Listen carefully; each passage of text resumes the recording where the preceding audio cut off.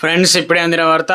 Supreme court సంచలన serious Telangana సర్కార్పై అంటూ latest update అయితే రావడం జరిగిందండి. సో ఆ వివరాలు ఏంటనేది వీడియోలో తెలుసుకుందాం. వీడియోని స్కిప్ చేయకుండా పూర్తిగా చూడండి. కంప్లీట్ ఇన్ఫర్మేషన్ అయితే అర్థమవుతుందండి. మీలో ఇంకెవరైనా సరే మన ఛానల్ సబ్స్క్రైబ్ చేయకుండా వస్తున్నట్లయితే వెంటనే మన ఛానల్ సబ్స్క్రైబ్ చేసుకోండి. ప్రభుత్వం నుంచి వచ్చే లేటెస్ట్ అప్డేట్స్ అన్ని కూడా మీ ఫోన్ నోటిఫికేషన్ రూపంలో అందించడం జరుగుతుందండి. చూస్తున్నారు కానీ లైక్ చేయడం మర్చిపోతున్నారు. దయచేసి లైక్ చేయండి. లేట్ చేయకుండా ఇళ్ళకైతే వెళ్ళిపోదామండి. తెలంగాణ ప్రభుత్వంపై సుప్రీంకోర్టు మరోసారి ఆగ్రహం వ్యక్తం చేసింది.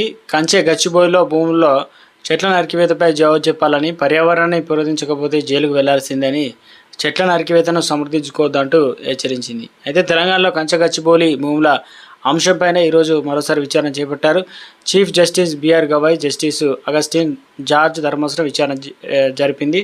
ఈ నేపథ్యంలో సుప్రీంకోర్టు ధర్మాసనం స్పందిస్తూ వారాంతంలో చెట్లు నరకడంలో ఆంతర్యం ఏమిటి, పక్కా ప్రణాళికతోనే వారాంతంలో చెట్లు నరికారు, డజన్ల కొద్ది బుల్డోజర్లు తీసుకొచ్చి చెట్లు నరికారు, సుస్థిర అభివృద్ధికి మేము వ్యతిరేకం కాదు, చెట్లు నాటకపోతే చీఫ్ సెక్రటరీపై చర్యలు ఉంటాయి, అధికారులను సమర్థించుకునే ప్రయత్నం చేయొద్దు, చెట్ల నరికివేతను సమర్థించుకోవద్దు, వాటిని ఎలా పునరుద్ధరిస్తారో చెప్పండి, ఈ మేరకు రాష్ట్ర ప్రభుత్వాన్ని ప్రశ్నిస్తున్నాం.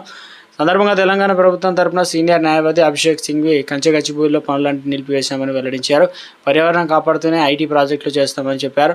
ఇక రిజైన్ దాఖలు చేసేందుకు అవకాశం ఇవ్వాలని చెప్పేసి సింఘ్వి కోరారు. అనంతరం విద్యార్థులు అరెస్టు అంశాన్ని కేసులో చేర్చవద్దని తెలిపింది.